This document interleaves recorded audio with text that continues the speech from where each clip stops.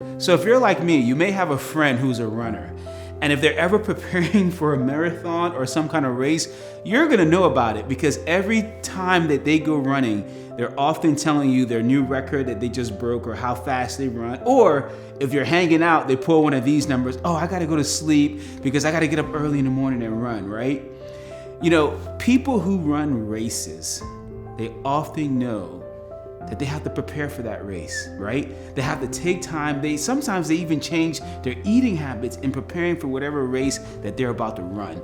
Something that I love so much is what the Apostle Paul in the New Testament portion of the Bible, he compares the Christian life to a race. And in this race, he talks about some people run the race to win it. Right? They're just not running any kind of way. But the Christian life, he talks about running it as a race to win. He also talks about in the same passage is this idea that, he puts his body, his physical body into training so that he can run the race so that he would not be disqualified.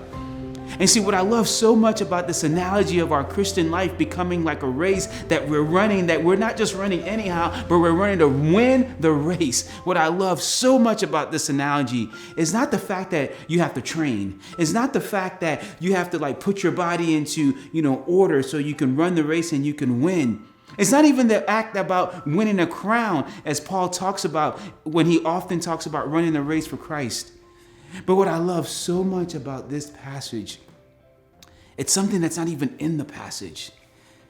And it's this notion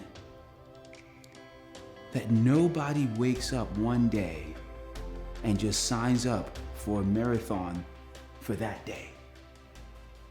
At some point before that marathon, that individual decides, I'm going to run that race. They make a decision to run the race.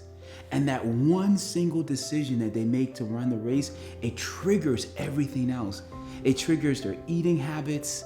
It triggers their sleeping habits. It triggers everything that they do to get themselves ready for that race. And so the question that I have you for this week's devotional is this.